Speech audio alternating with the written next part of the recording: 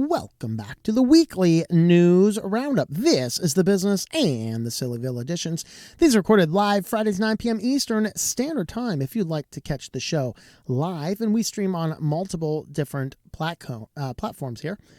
And so you can head on over to switchedtolinux.com/live to see all of the stream links where we are streaming that particular day. And I update that the morning that we do live streams. So with that, let's go ahead and jump right on into the business news. First up, Docker has released an update. They are no longer sunsetting the free team plans. You see, guys, this is why we all have to make a stink, and we see something there, we have to call it out, and we have to get on, we have to discuss all the issues, and we have to make it publicly known and spread it far and wide, because in response to public backlash, Docker has decided not to completely destroy open source projects. Way for Docker. So they said, after listening to feedback and consulting our community, all of the people with torches and pitchforks convinced us to change our ways. It's clear we made the wrong decision in sunsetting our team plan. Last week, we felt our communications were terrible, but our policy was sound. Now it's clear both the communication and the policy were wrong, so we're reversing course, no longer sunsetting the free team plan. If you're currently on the free team plan, you no longer have to migrate to another plan. Anybody who upgraded from a free team subscription to a paid one, between the sunsetting announcement on March 14th and today's announcement, we will automatically receive a full refund. And in the next 30 days, you will allow to use your paid subscription for free during that time to see if you like it. Customers who requested a migration from a personal or pro plan will be kept on their current free team plan, or they can choose a new personal or pro account via the website.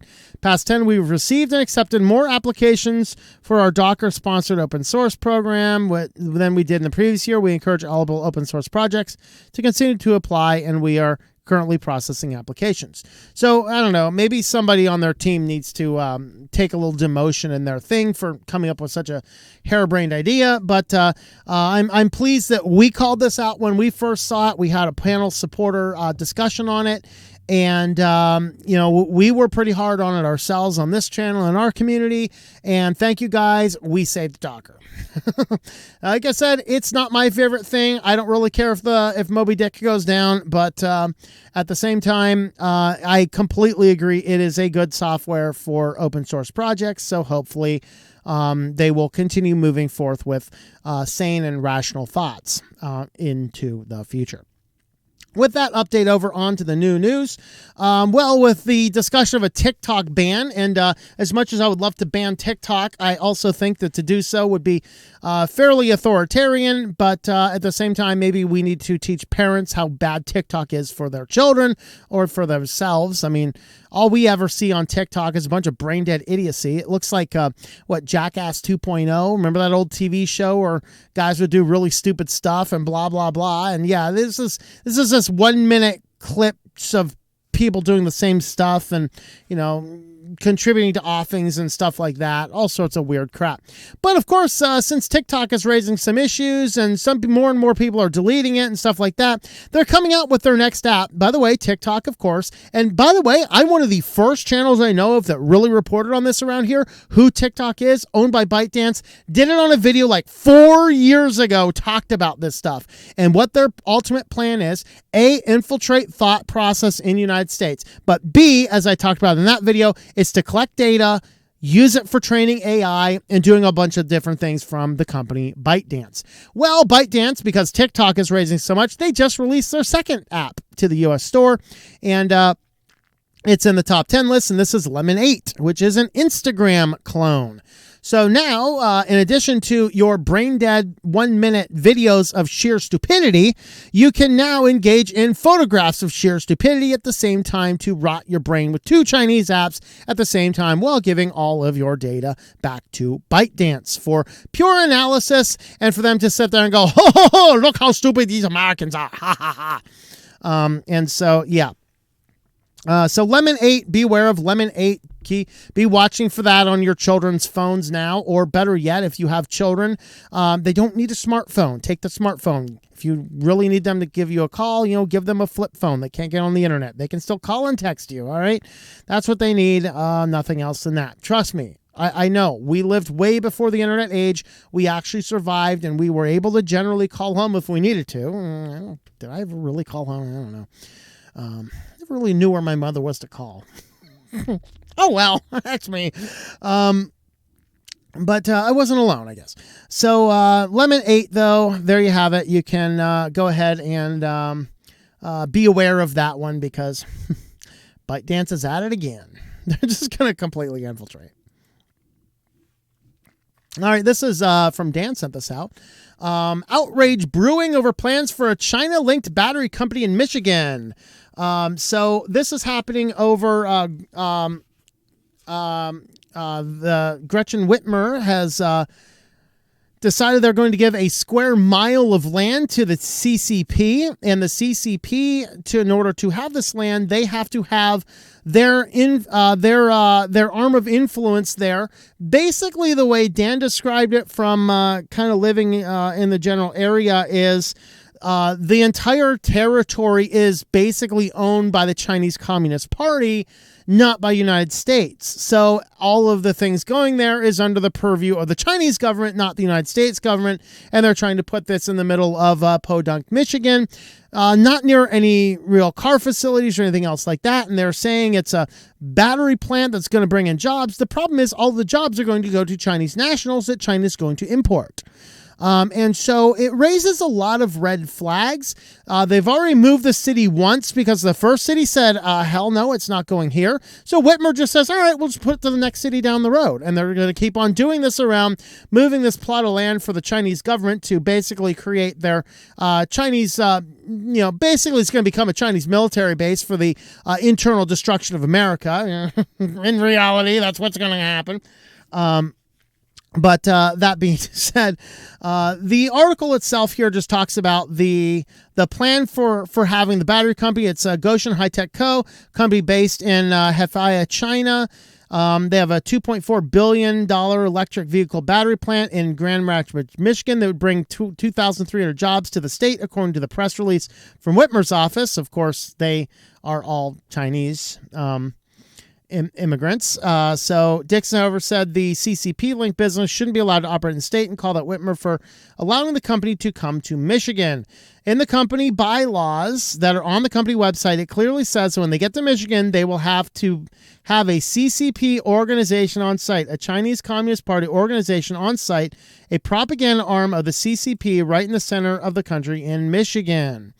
So that's what she says over here. They said it's nowhere near the car manufacturer. I don't like this sentence. I don't care if it's anywhere near the car manufacturing plants. It doesn't have to be next to the car manufacturing plants. I mean, we do have these things called trailers and tractor trailers. We actually are capable of shipping batteries halfway across the country if we need to. I mean, we already ship them halfway around the world. Trust me, we can get them from Michigan to Detroit. But that being said, yeah, we do not need a giant Chinese-owned plot of land in the middle of Michigan that is entirely funded, supported, and controlled by the Chinese government. So that's kind of going on down there. I don't know. Let me know if you're in Michigan. What do you think about that? Is that cool stuff? Let me know. Well, Apple Pay turns itself into a full-on money lender. So now Apple is getting into the credit card business. Of course, you can go on with Apple Pay and you can just, tap your phone and pay for something. And now, though, you can set it up with payment plans instead. So, PayPal's doing the payment plans. Stripe, I think, is doing the payment plans. There's a few different companies doing these payment plans. Now Apple's going to get involved in it. So in addition to selling your soul to everything else, now you can sell your soul to Apple. So Apple basically is going to be doing the plan, and then you basically keeps on paying monthly out of your Apple account linked to all your cards. So the limited launch of the service Apple Pay Later, Apple will now lend money directly to users through the Wallet app or on devices like the phone. We first heard about it in 2021. It was officially announced the company's website, the company's Worldwide Developers Conference, June 2022. It faced several delays, though, as iOS 16 began to roll out last September. Now Apple's inviting select users to access a pre-release version of Apple Pay Later. The service will roll out to everyone in the coming months. All right, so It can loan money ranging from $50 to $1,000, but they'll only be able to spend it with money lent to merchants, online or otherwise, that accept Apple Pay. So the merchant has to be able to accept Apple Pay. Loan payoffs will split into 4 payments, and users will have 6 weeks to pay off the loans with no interest. And then the payments need to be made with a debit card, Apple says. When the users initiate the loan, Apple performs a soft credit check before making an offer. A screen appears on the user's device that outlines the payment plan. Additionally, there is a screen within the Wallet app where the users can track their loan balance and future payments on a calendar. So that's all we need is people going further in debt. We've already maxed out our credit cards thanks to the dementia patient in chief. And now we're going to go in debt to our cell phone companies. Great. More power to all y'all. But I think that this cat has more functioning brain cells than someone who might actually borrow money from Apple. What do you think, Kitty? What do you think? Yeah? All right. I think the same. All right. Well, on to our last story for the day. Any PC gamers out there still using Windows 7 for some reason? Valve ends support for Windows 7. You're going to be forced onto Windows 10. You can say on the one hand, it's about time. You probably shouldn't be connecting that Windows 7 computer to the internet right now anyway. So Valve stops. You're like, all right, this is the final straw. I have to update my system now. Great. Now, here's the next problem we get. All right. The next problem we get, though, in the midst of this is that if they're doing it with Windows 7, Windows 8, forcing upgrade to 10, what happens when Microsoft gets in here and starts cutting some back-end deals to say, hey, you want to cut off support for 10 now? Let's move us up to 11.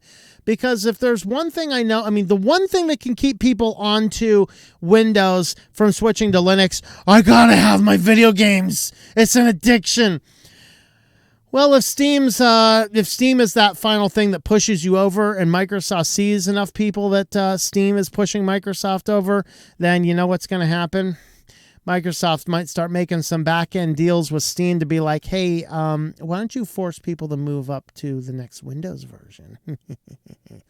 So, kind of interesting. We'll see what happens with that, but that's it. I mean, I do agree if you're still on Windows 7, you shouldn't have Windows 7 on the internet. But at the same time, guys, if Valve is going to be forcing things by this, how long before Microsoft gets in there and maybe starts prematurely pushing people? We got to push people ahead of it, ahead of the close schedule next time. That's something that we might actually start seeing in the future. If you want to help support the channel, we do have affiliates. We do have a whole full list on our website, switchedtolinux.com/affiliates. Today we are highlighting A2 hosting. And at A2 hosting, you can get website hosting for a variety of different functions. And the more you get up front, the cheaper it can get.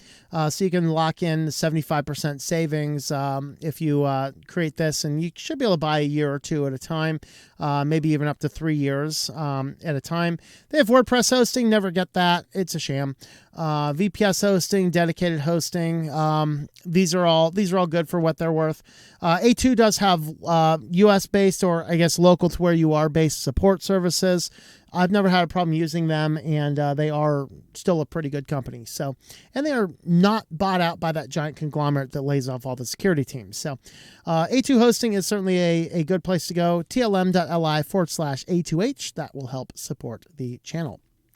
With that, guys, let's head on over to SillyVille. And first up in SillyVille, we have a newborn calf with a smiley face, marking its name as Happy, and it will graze on a farm for the rest of its life. Happy is apparently not capable of developing milk, and she's a dairy cow, so whoops, I guess that won't happen, but at least it's a very happy cow. Maybe we can call it the comedian. I don't know. So the little cow's born. It has a little smiley face on its side, and I don't know. Very definitely interesting. It kind of reminds me, though, of my cat. Oh, come here, cat. Because if you actually look at my cat, he's got a heart. Actually, I think this heart's on the other side. Come here, kitty. I need to turn you around and show people your heart. He's like, dude, what are you doing to me? What are you doing to me? There you go. There you go. My cat has a heart. What do you think, buddy? So, yeah, not unusual for an animal to have funny things. It is kind of funny to have a cow with a smiley face on it, though. He's like, ha ha, you're smiling until we send you out to the beef farm, boy. All right. Next up, that was fast. Microsoft slips ads into Bing chat. So Microsoft is exploring putting ads in the responses given by Bing chat, its new search agent powered by OpenAI's GPT-4. The sponsored responses are clearly labeled as such, and it does make one question how far we've really come from the old model of ads on search engines. Microsoft confirms it's happening, albeit in an experimental form in a blog post published. Here's the relevant bits and pieces. We're exploring additional capabilities for publishers, including more than 7,500 Microsoft Start partner brands. We recently met with some of our partners to begin exploring ideas and to get feedback on how we can continue to distribute the content in a way that is meaningful in traffic and revenue to our partners. So basically, AI is like, are you paying me? This is the answer. Great. Wait for AI, right? Expanded hover experience. We're hovering over a link from a publisher. We'll display more links from that publisher, giving more ways to engage. So here you go. Bing Chat now has ads. This can be fascinating to see how unit economics of ads and language models will unfold and affect search advertising. Which is the cheapest? Search for cheapest Honda car, generating answers for you. The cheapest Honda car for 2013 is a Civic Sport. Starts around $24,600. I wish it was $2,400. I'd be buying one of them. $24,650 according to TrueCar. This is an ad. HRV is also on the inexpensive side of Honda's lineup. It starts at $25,000. Hey, look, another ad. Hope this helps. So there you have it, guys. You can now start getting ads in your responses from AI. So it kind of makes you wonder, is AI actually useful, or is AI just a means to push more stuff your way? Very interesting indeed. Well, scientists, we talked about in the past, the whole Jurassic Park. They want to create the dodo bird. They want to create the woolly mammoths. They want to create the saber-toothed tigers, kind of be like Canada, release the giant 400-pound hogs and then accidentally let them get loose. And now they're breeding in our population. And now we're being overrun by giant hogs. Well, now scientists, they have taken some DNA from woolly mammoths, merged it together with elephants, and created artificial woolly mammoth meat. There's so much wrong on so many levels here. First and foremost, we do not need to be bringing back the DNA of extinct animals. They had our time. Okay? They had the time. And they're done. They went extinct. That's okay. We were not meant to be in them. Oh, no. We're going to use the DNA. We're going to bring it back. We're going to grow lab-grown meat with a woolly mammoth and then make a meatball out of it. At least the scientists had enough.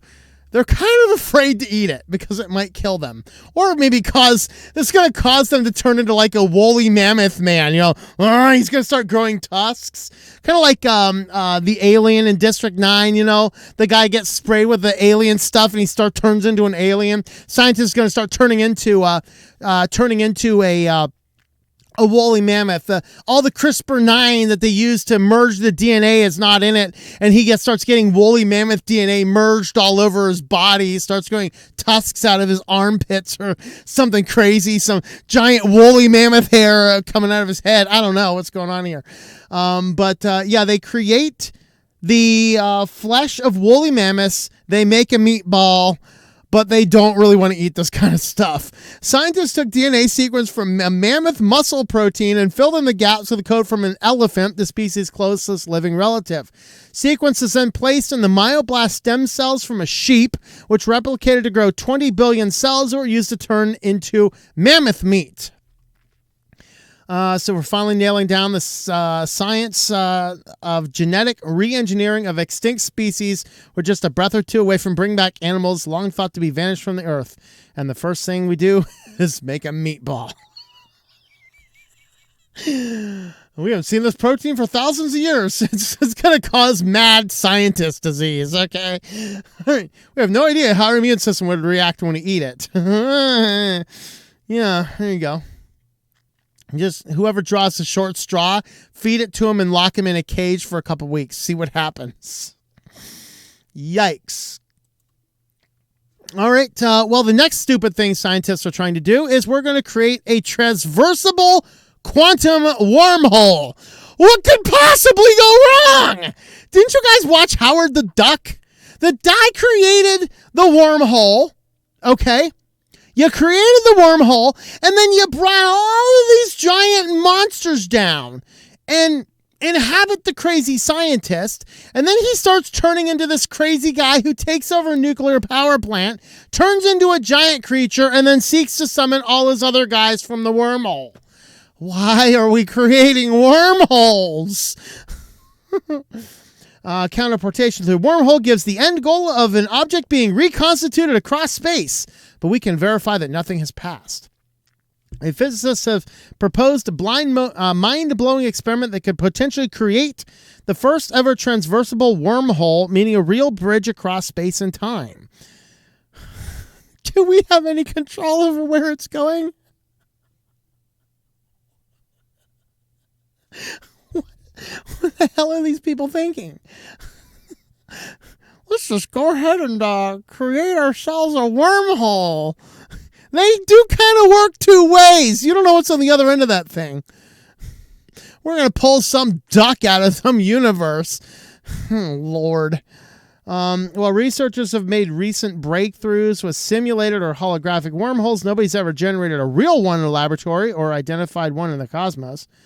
Now, Hadian Sally, a quantum physicist and honorary research fellow at University of Bristol's Quantum Engineering Technology Labs, has presented a potential roadmap towards achieving this long-sought goal. Imagine if someone's conscious, like strong AI. Great. Now we're going to bring AI into the wormhole.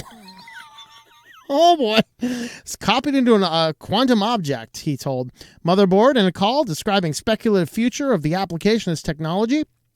If your counterpart, each one of the qubits, transport them from one place to another. If the thing has a subjective experience and it's possibly could tell you what it feels like it is to go through a wormhole. Well, the good news is everything in our world is subjective. I mean, even the gender you are is subjective these days. So whatever, you know.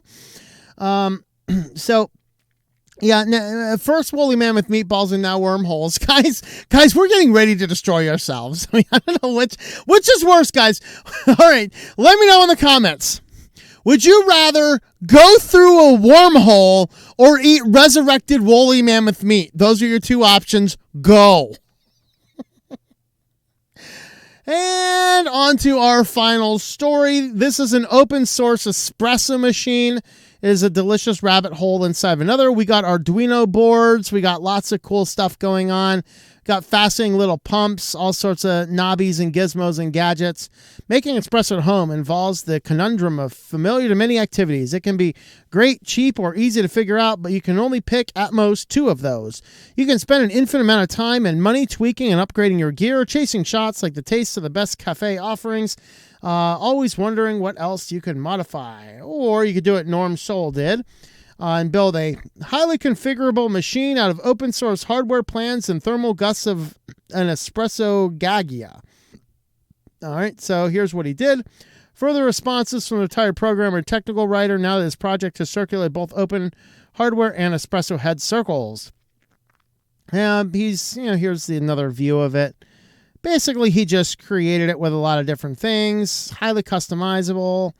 Most people are plotting their own path and wondering how deep they want to get into the weeds with extra control. My advice, if they ask, is get an OK machine and grinder.